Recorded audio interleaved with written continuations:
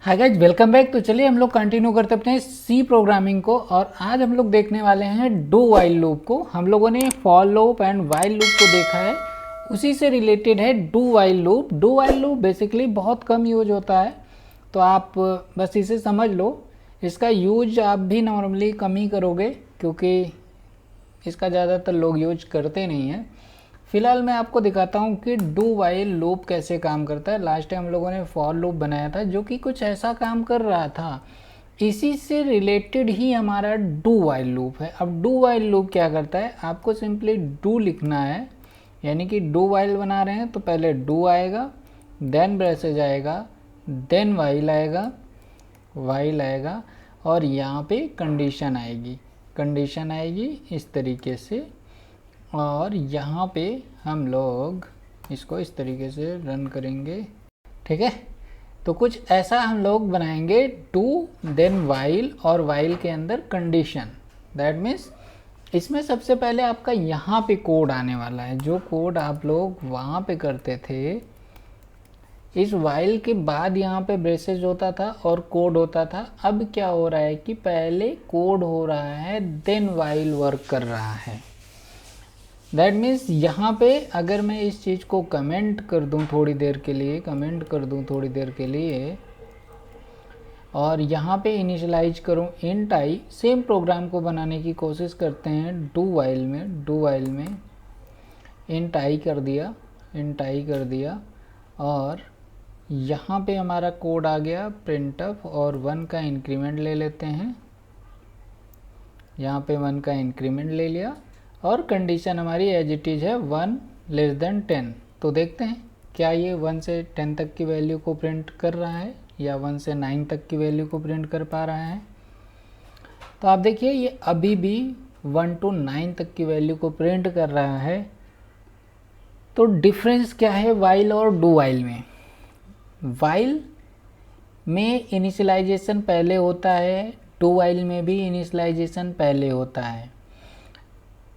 Difference ये है कि जो हमारा कोड होता है वो वाइल कंडीशन के एग्जीक्यूट होने के बाद हो रहा होता है, बट डू वाइल में हमारा कोड पहले रन करता है, देन वाइल की कंडीशन वर्क करती है। इससे एक चीज़ होता है कि अगर मैं यहाँ पे 11 इनिशियलाइज कर दूँ, 11 इनिशियलाइज कर सकता हूँ, कर दूँ, तो कायदे से ये कंडीशन फॉल्स है, तो इसमें कुछ भी नहीं प्रिंट होगा। अगर यही सेम कोड मैं ऊपर बनाऊँ, इसको कमेंट करते हैं और इसको ओपन करते हैं, तो आपको यहाँ पे मैं डिफरेंस दिखाता हूँ कि यहाँ पे मैंने 11 कर दिया।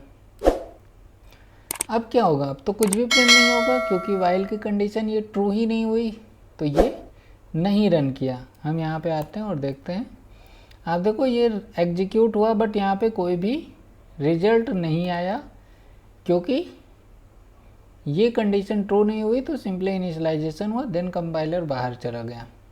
लेकिन अगर हम डू वाइल में ही सेम कोड को करते हैं, डू वाइल में सेम कोड को करते हैं, ये भी कोड सेम है, 11 है, बट यहाँ पे कोड है, उसके बाद हमारी कंडीशन चेक हो रही है।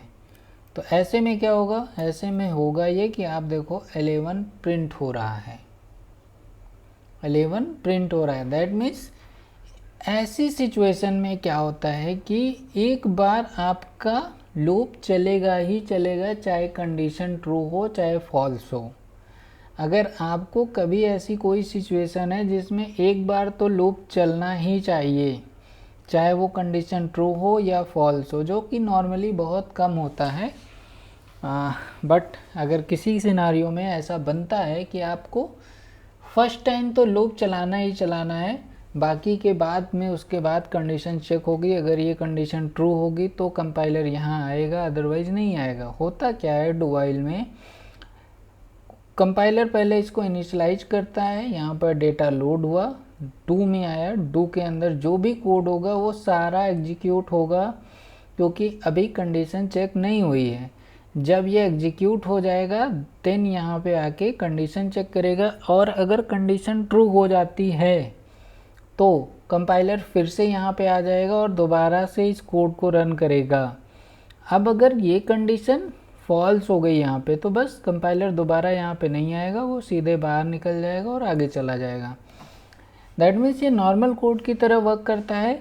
यहाँ पे आया, एक बार तो सारा कोड रन किया, उसके बाद वाइल को चेक किया, अगर कंडीशन ट्रू हुई तो फिर से कंपाइलर यहाँ आया और फिर से रन किया, देन फिर से चेक किया कि कंडीशन ट्रू है कि नहीं। अगर ट्रू है तो देन यहाँ पे आएगा, अदरवाइज वो सीधे आगे की ओर बढ़ जाएगा। तो हमारा डू वाइल जो है वो इस तरीके से काम करता है। बस आपको समझने की ज़रूरत है कि कभी भी अगर ऐसी सिचुएशन आती है कि आपको एक बार तो लूप चलाना ही चलाना है, भले ही अगली बार लूप चले या ना चले, तो उस केस में डू वाइल का यूज किया जाता है। हालांकि ये सारी सिनारियो किसी भी लूप के थ्रू किए जा सकते हैं, चाहे वो वाइल लूप हो, डू वाइल लूप हो या फॉर लूप हो।